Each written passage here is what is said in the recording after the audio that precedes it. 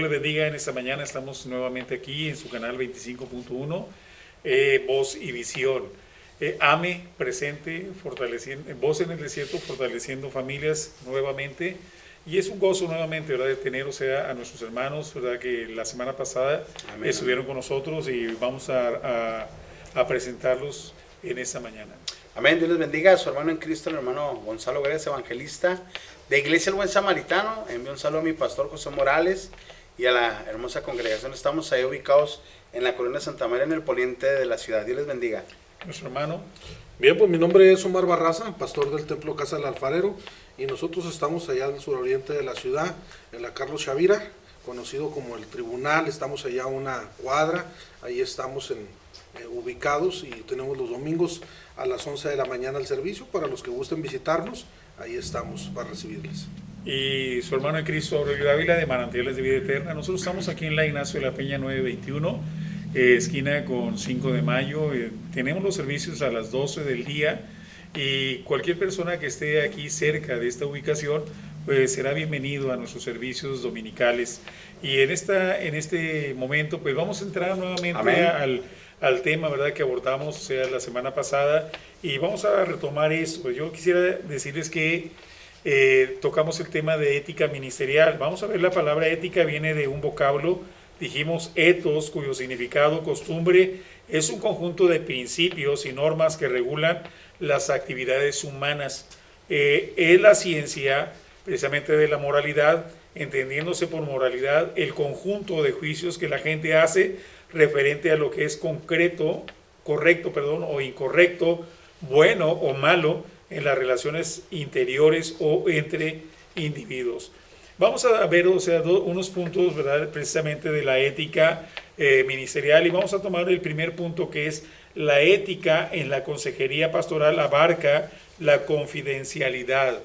Vamos a ver, hermano Omar, ¿qué nos puedes decir tú acerca precisamente de ese punto que es muy importante? Sabemos que la gente se acerca a nosotros y nos pide consejos, ¿verdad? Y esos consejos tienen un trasfondo de diferentes problemas, o sea, morales, espirituales, de todo. ¿Qué es la actitud de un siervo, de un ministro de Dios que tiene una ética ministerial bien definida? ¿Qué es lo que tiene que hacer cuando se le confían cierto tipo de confidencias personales de la gente? ¿Y qué es lo que hacemos nosotros con ese tipo de información?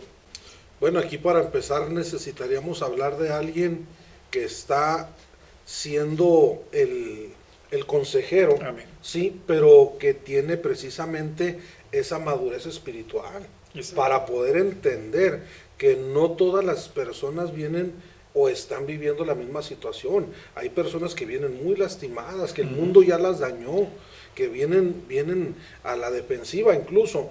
Igual pudieran venir de otro lugar, que ya pasaron por una situación, o sea, me refiero a alguna congregación, que fueron lastimadas, fueron heridas. Entonces, nuestra actitud o nuestra ética debería de ser cambiar precisamente esa idea que ellos traen de una persona que tal vez hablaron, les comentaron y no supieron guardar, ¿sí? O no se supieron reservar, sino que nosotros tenemos que ser prudentes, ¿sí? Para poder escuchar a esa persona que necesita precisamente ser escuchada, y darle el consejo que sea directo de parte de Dios, basado en la Biblia. O sea, nuestra ética debería de ser, o debe de ser, basado en la Escritura, que es nuestra única regla de fe y conducta.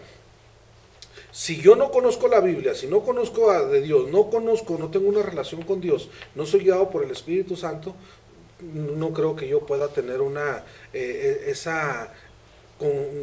buena labor, ¿verdad?, sí, de consejería. Y lo primero que voy a hacer pues es compartirle a los demás lo que se me viene a preguntar, ¿no? O sea, no va a haber esa confianza en mí para poder yo dar ese consejo, y todavía el temor a que yo lo vaya todavía a divulgar. Es una situación muy delicada, ¿verdad? Dijimos que la ética en la consejería pastoral abarca la confidencialidad. Sin lugar a dudas, la confidencialidad juega un papel muy importante en la consejería pastoral, ¿verdad? Ya que las personas se acercan al ministro con sus problemas, porque muchos los consideran como personas de prestigio y de respeto precisamente en la comunidad. Tienen confianza en su carácter como persona y en su capacidad como consejero, y esto enteramente aparte de su imagen como hombre de Dios. Los ministros hacen más labor de aconsejar que ningún otro grupo profesional. Ahora, por lo que acarrean una gran responsabilidad, no solo con las personas a quienes aconsejan, sino con la profesión que representa. Edgardo Muñoz comenta al respecto, dice que cualquier persona que confía en un ministro sus penas, deposita en el siervo de Dios un tesoro muy valioso. Ese tesoro posee intimidades, ¿verdad? Intimidades personales, vergüenzas, afectos, temores, rencores, culpas y dudas. Si exponemos precisamente aquí como dice él, si exponemos ese tesoro ante otros, no solo causamos problemas, sino que herimos de muerte a quien confió precisamente en nosotros. ¿Qué piensas tú de eso, hermano? No, pues es que la realidad es que, como decía también nuestro pastor Omar, la realidad es que cuando una persona mira en nosotros a un siervo de Dios, pues llegan con la idea y de que saben que van a encontrar a alguien que les va a ayudar y sobre todo va a guardar, voy a usar tus términos, probablemente la vergüenza que esté pasando, Exacto. ¿verdad? La desilusión, el conflicto interno que tenga, que a lo mejor lo que menos quisiera es que la gente supiera, pero no hay cómo salir. Y qué bueno es que puede encontrar en los ministros de Dios una persona, como decíamos, prudente, sabia y sobre todo de silencio, que la situación que la persona esté pasando no la divulgue o no la eche a correr, porque incluso un buen consejero, incluso ni siquiera en su familia se toca el tema, porque se guarda mucho. Y yo tengo este ejemplo claro, le agradezco a Dios de tener un muy buen pastor que ha ministrado nuestras vidas, mi familia, por 17 años, y es un hombre con el que hemos podido contar, y le agradezco yo a Dios que haya más siervos así, porque eso nos da confianza de que aún hay hombres de Dios, amén, que tienen la ética y tienen el amor para saber sacar adelante a hombres y mujeres que a lo mejor por su estilo de vida llegaron al error o se toparon en algunos baches, pero qué bendición es que haya esos hombres o esas mujeres que puedan ayudarlos a salir de ahí, a abrazarlos, a apapacharlos, darle el amor que necesitan y sobre todo restaurarlos para que sean de mejor bien en su familia y en lo que los rodea. Por eso es muy importante, ¿verdad?, la credibilidad que nosotros Amén. tengamos hacia esta gente, ¿verdad? Porque si se acerca a una persona y ellos tienen ese concepto, es un hombre de Dios, es un ministro de Dios, es un hombre respetable, es una persona íntegra, pero qué tremendo es que nosotros divulguemos algo Santos. de la confiabilidad, o sea, de lo que nos Qué están duro confiando, y ellos se enteren precisamente de que no se quedó la información ahí con el ministro. ¿Qué es lo que pasa? El ministro cae en un descrédito, Amén. ¿verdad? O sea, ante la gente, porque está divulgando algo que es muy personal, y la persona que buscó la consejería también está, no es que con una actitud de que a lo mejor puede generalizar, todos los ministros son personas iguales, ¿no? Entonces, ahí nos da una reflexión, ¿verdad?, precisamente este tipo de tema, ética ministerial, que nosotros tenemos que ser muy prudentes. Amén. Cuando una persona se nos acerca y nos declara precisamente sus situaciones personales. Ahora, esta declaración es importante y significativa porque necesariamente se requiere que nosotros seamos discretos para proteger a las personas y evitar Amén. Que sus confidencias sean expuestas en los púlpitos o sean descubiertas con otras personas e impedir que prefieran llevar a la tumba una gran angustia antes que pedir el consejo de un siervo de Dios. ¿Qué quiere decir? Que hay personas que se cierran, ¿verdad?, se meten en su concha y ya no quieren expresar nada de ellos. ¿Por qué? Porque tuvieron una mala experiencia con un hombre supuestamente de Dios que no fue confiable, porque él a través de un púlpito, a través de, ¿verdad?, de personas que los conocen, comenzó a divulgar esa confidencia de aquella persona que tuvo un acercamiento con ellos, y ellos comienzan aquí a decepcionarse y ya después prefieren llevarse a la tumba, ¿verdad?, todo ese tipo de Amén. Problemas. ¿Por qué? Porque ya no confían en nadie. No hubo un ministro con ética. No hubo un ministro con ética, ¿no? Entonces, es importante, es imperativo, hermano Omar, que nosotros como ministros seamos personas que seamos prudentes, que no nos metamos en esa línea, ¿verdad?, que nos va a exponer también a nosotros como ministros. Bueno, ¿será que entonces que en la actualidad, en estos años, estamos peor que en el tiempo del oscurantismo? En el tiempo de la Edad Media, según las enseñanzas de la Iglesia romana, decían que solamente un grupo no selecto, un grupo elite, eran los únicos que tenían el alcance o la posibilidad de vivir en santidad. Y ellos eran, vaya, perfectos y no había nada que tachar. Pero luego vienen los reformadores, Calvino, y viene y hace un sistema de educación en la iglesia y alfabetizar a la iglesia para poder entender, ¿verdad?, ese tipo de conceptos y no caminar de manera errada. ¿Sí? Entonces, decía yo la semana pasada, yo entro a una librería y encuentro material de todo, pero de ética ministerial hay muy poco material. ¿Por qué? Porque a veces pensamos, no, es que mi ética está basada en esto, tu ética está basada en lo otro.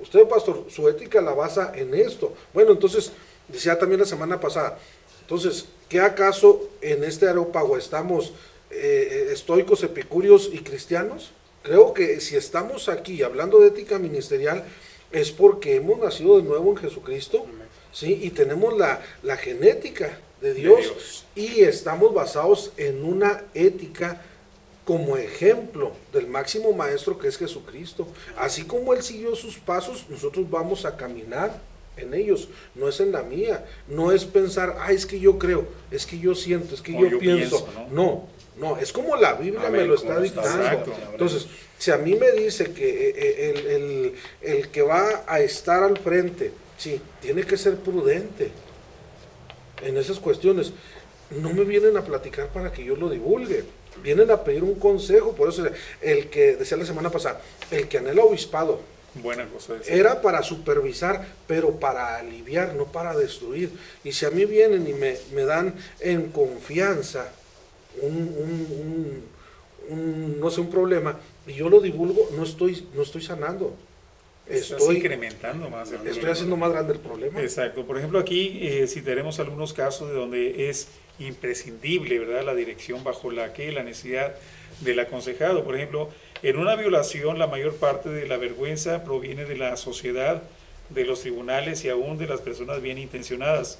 Ellos darán a entender que la víctima es responsable, por lo que la mayoría de las víctimas de violación se sienten culpables totalmente o en parte de lo que le ha sucedido, por lo que acuden al ministro para buscar ayuda.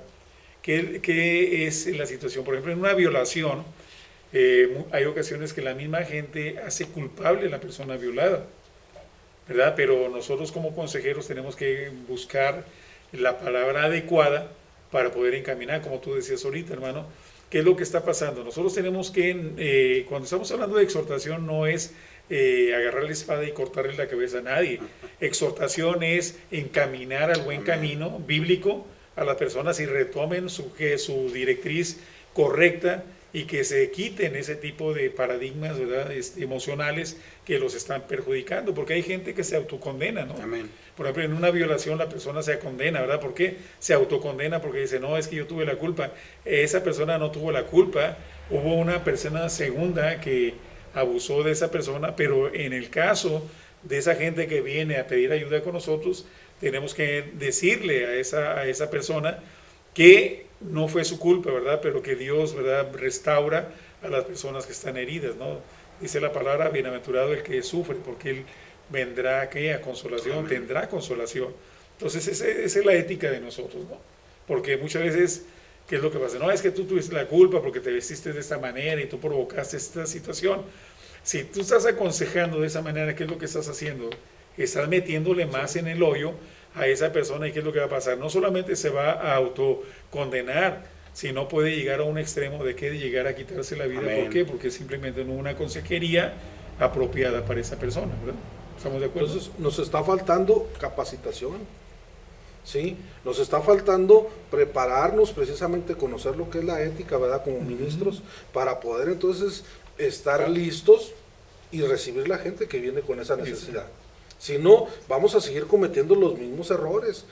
Pastores o ministros que un día abren, al día siguiente cierran. al día siguiente cambian la enseñanza, cambian su doctrina porque no tienen bases en la escritura, ¿sí? O sea, no se están actualizando, o sea, vaya, yo veo que hay gente que necesita ser escuchada, gente que necesita ser atendida, Exacto. pero yo me cerré ya en mis cuatro paredes, es que yo así soy, yo las redes sociales, yo no quiero nada de eso, a mí no me interesa, cuando estoy viendo que puede ser una herramienta para yo poder incluso, ¿verdad?, tratar a alguien a distancia, darle un consejo, pero ya me cuadré, no me quiero capacitar, no me quiero preparar para que el ministerio que Dios ha entregado en mi vida pueda crecer. Se puede decir que está súper espiritualizando las cosas. Sí. ¿Por qué? Porque simplemente yo no voy a esa capacitación. ¿Por qué? Porque es de hombres. Y entendemos claramente, ¿verdad?, que el siervo de Dios tiene que ser una persona que tenga la capacidad de ser enseñado. Si no estamos enseñados, ¿qué es lo que va a pasar? Vamos a estar, o sea, no vamos a tener la capacidad de atender a ese tipo de personas. Y tú hablabas, por ejemplo, en tus conferencias, estás hablando de tanatología, ¿no? Cómo abordar ese tipo de personas, ¿no? Sí, porque somos seres biológicos, pero somos seres morales, pero también somos seres espirituales. Y a veces decía, lo queremos espiritualizar todo, pero hay cosas que se tienen que tratar De otra manera. Sí, entonces, por eso mencionaba Calvino, él viene y quiere establecer una educación precisamente para que los ministros estén preparados y puedan recibir a la gente que viene con necesidad. Por eso, de hecho, ¿verdad?, en las publicaciones, Gonzalo, ponen, ¿verdad?, publicaciones de las redes sociales, dicen que la persona que no se educa, ¿verdad?, todo lo cree.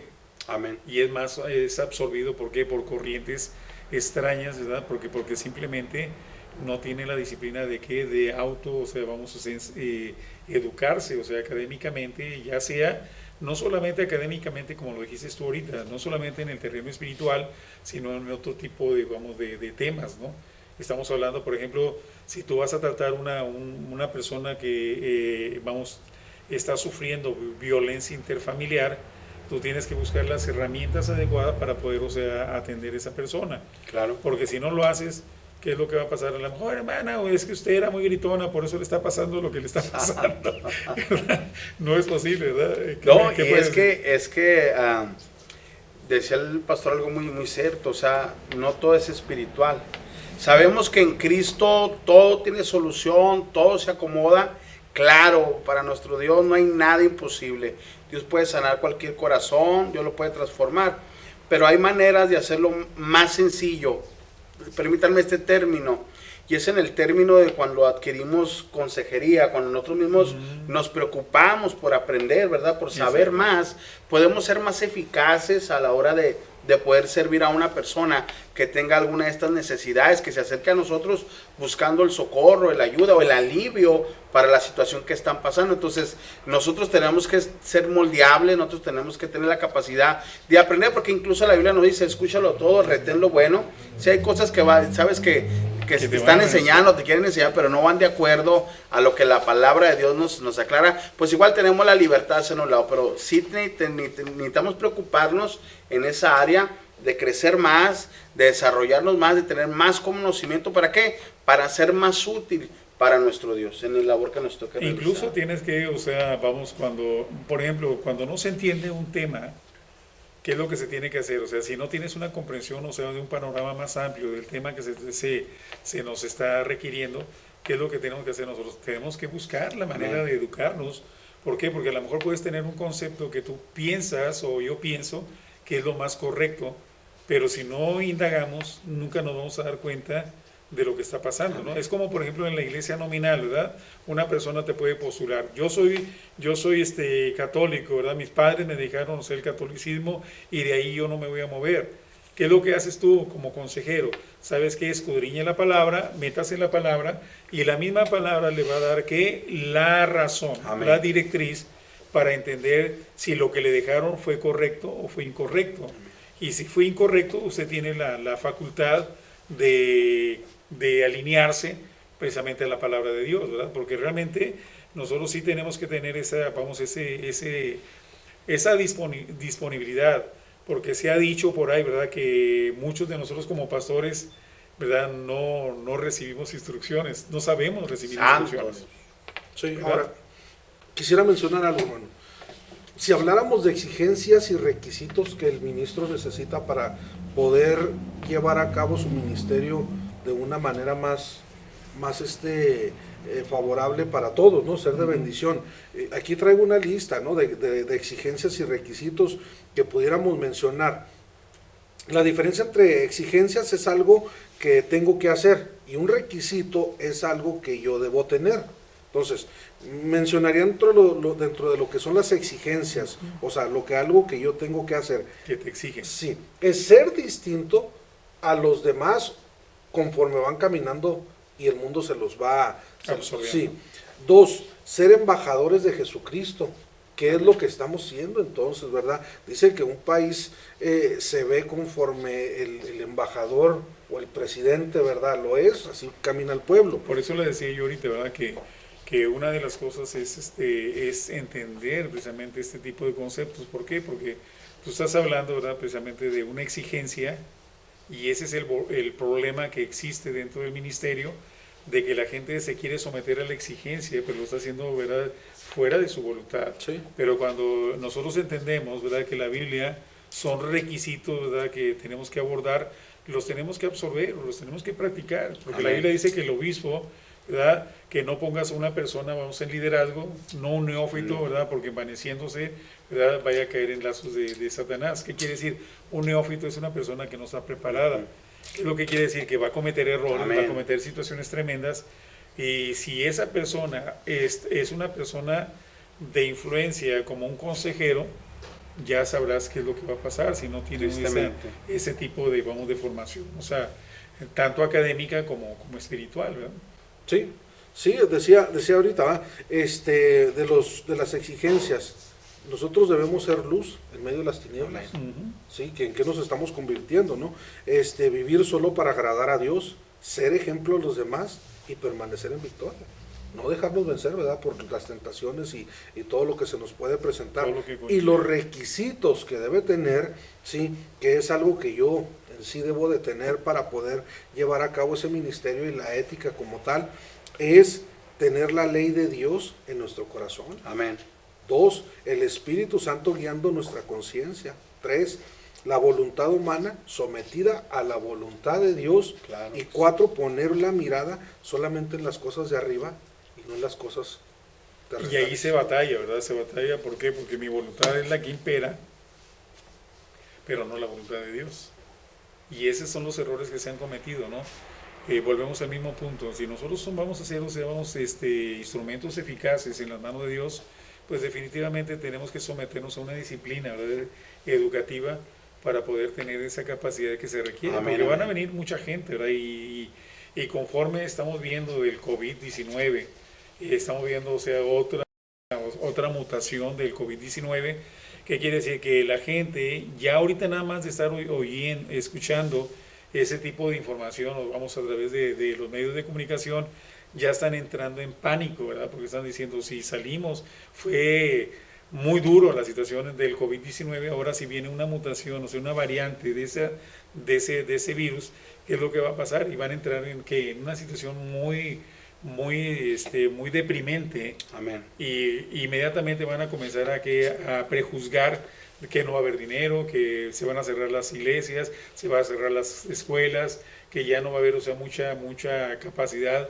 en los trabajos, y eso va a ser, o sea, un resultado de todo lo que viene, y eso nos va a afectar a nosotros como ministros. ¿Por qué? Porque nos va a llegar mucha gente con ese tipo de problemáticas. ¿Qué quiere decir? Que eso nos va a exigir a nosotros que nos metamos en esos requisitos que Dios Amén. está pidiendo. ¿Para qué? Para poder ser efectivos en la consejería que vamos a tener, porque la gente va a venir, o sea, de hecho va a Claro. venir, porque van a decir, oye, pues los únicos que tienen la solución es los ministros, ¿verdad? Porque ellos son siervos de Dios y se van a acercar a nosotros. Amén. Eso nos va a requerir a nosotros una responsabilidad más fuerte. ¿Por qué? Porque eso nos va a pedir a nosotros que nosotros una de dos, nos autocapacitemos, o simplemente nos expongamos a una instrucción, o sea, externa, para poder, o sea, retomar las herramientas que necesitamos. ¿Para qué? Para poder atender a esa gente. Vamos a ser seducidos entonces por todas las corrientes que que se presenten. O sea, si ahorita estamos atemorizados por la venida o el que se presente otra ola, ¿verdad? Bueno, esto es en este sentido, pero hermano, ¿cuántas pandemias espirituales van a venir o a lo que nos vamos a tener que enfrentar? Y nosotros sin prepararnos, sin capacitarnos, o sea, es en muchos sentidos en los que tenemos que trabajar como ministros dentro de las iglesias, tanto en lo material, tanto en lo moral como en lo espiritual, pero si no tenemos las armas. Y es que, por ejemplo, ahorita hay corrientes que están diciendo, ¿verdad?, que no va a haber venida de Jesucristo. ¿Sí? Y entonces ese tipo de que no va a haber arrebatamiento, en otras palabras, si no va a haber arrebatamiento, ¿qué quiere decir? Que muchas veces estás ubicando ¿cómo se llama?, en sectas que están diciendo que el reino de Dios va a ser aquí en la tierra. ¿Y qué quiere decir? Que si nosotros no nos preparamos teológicamente, lo único que va a pasar es que, hermanos, mucha gente va a ser seducida por ese tipo de corriente, por no tener la capacidad educativa y espiritual que se requiere para un ministro. Ahorita nosotros, más que un educador, más que un profesionista, nosotros como ministros tenemos que estar más preparados que todo ese tipo de personas. Pero la preparación, hermano, creo viene desde la casa, decíamos la semana pasada. Hay un manual, ¿verdad? El manual de Carreño que se llevó por años. Ahorita pareciera ser que está obsoleto. Este Carreño pues era presbiteriano y él entendía y sabía, ¿verdad?, lo que implica tener principios sólidos en la escritura. Sí, en el primer capítulo que él hace en su manual, él lo pone muy claro, los deberes para con Dios. Sí, entonces, ¿qué es lo que nosotros estamos fomentando como padres? Desde nosotros, como padres, o sea, si la semana tiene 148 horas, queremos que nuestros hijos cambien y tengan una ética en sus vidas con una hora de escuela dominical, si es que los traemos a tiempo. Sí. Entonces, y luego si no existe la escuela dominical, pues, que es la columna vertebral ¿dónde de la iglesia, ¿dónde está quedando ¿dónde la se iglesia? quedan? O sea, precisamente es lo que tenemos nosotros como resultado, ¿no? Muchos jóvenes que asisten a nuestras congregaciones y vemos la postura, la actitud, el carácter de ellos, está cayendo la gloria de Dios en los púlpitos y ellos allá atrás están chateando, están ahí con las redes sociales. ¿Y qué es lo que está pasando? Están evadiendo precisamente la voz de Dios a través de un púlpito, a través de un ministro. ¿Cuál es la consecuencia? Pues lo que vemos ahorita, ¿verdad? O sea, hijos rebeldes, hijos que se están yendo a la violencia, hijos que están teniendo relaciones, o sea, fuera del matrimonio. Y estamos viendo esa gama, ¿verdad?, de consecuencias, precisamente porque nosotros, no necesariamente que seas un ministro, sino tú eres un hijo de Dios que ha nacido de nuevo. Entonces eso nos debe a ponernos a nosotros en un estado reflexivo de qué educación le estamos dando a nuestros hijos, porque la educación, francamente, siempre fue, en el Antiguo Testamento, fue dentro del hogar. Amén. ¿Verdad? Dentro del hogar, y de ahí ves tú, por ejemplo, niños de 4 o 5 años con su kipa, ¿verdad? Y ahí están, o sea, abriendo las escrituras, y eso nos llama a nosotros cómo ellos están siendo disciplinados. Y nosotros, para que no esté llorando el niño, le sueltas el teléfono, le enseñas, o sea, le dejas la computadora, le dejas la tablet. ¿Y qué es lo que están viendo los niños? Están viendo pura basura.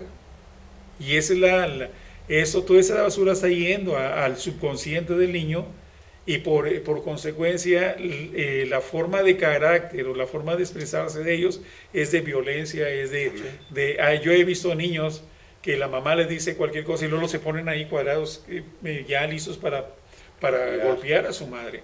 Eso es lo que estamos haciendo nosotros. ¿Por qué? Porque no hemos tenido conciencia del gran problema que estamos teniendo nosotros en nuestros hogares, y por consecuencia llevamos todo ese tipo de problemas aquí a un ministro, ¿verdad?, que nos resuelva lo que nosotros no estamos resolviendo dentro de nuestros hogares. Claro. ¿Qué pasa entonces? Viene un relativismo dentro de las iglesias, porque no hay una base sólida. No. ¿Sí? Entonces, como resultado, ¿qué es? Una falta de integridad, un orgullo y una ostentación, un abuso de poder. Es lo que están viendo, una manipulación de parte de los ministros, una malversación de fondos, un peculado de lo que son las finanzas y pecados sexuales. que se están llevando. ¿Todo por qué? Por no tener una ética ministerial en sus Exacto. vidas, no tener el conocimiento y creer, ¿verdad?, que se está haciendo las cosas correctas. sí. Y es incorrecto, ¿verdad? Yo creo que todos las personas que nos están viendo ahorita a través de las cámaras de Canal 25.1 hemos desarrollado este tema y creemos, ¿verdad?, que le va a ser de grande beneficio y por lo tanto pues nos vamos a estar despidiendo y ya Amén, concluyendo este programa.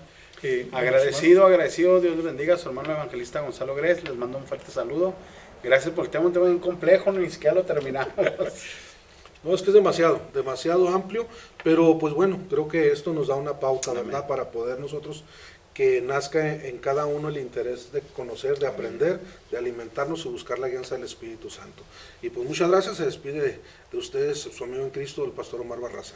Pues les hacemos una recomendación a todos los ministros, ¿verdad? Busquemos retomar, hermanos, esos principios, esas sendas antiguas, ¿verdad?, que nos enseñaron nuestros ministros de hace muchos años, para que nosotros no perdamos el horizonte, no perdamos la brújula y podamos nosotros ya ser más sensatos y comenzar a buscar la manera de educar a nuestros hijos. Acuérdense que los hijos están viendo en nosotros un modelo, y si ese modelo, hermanos, está distorsionado, de esa misma manera vamos a estar educando a nuestros jóvenes, a nuestros niños, y no va a ser correcto.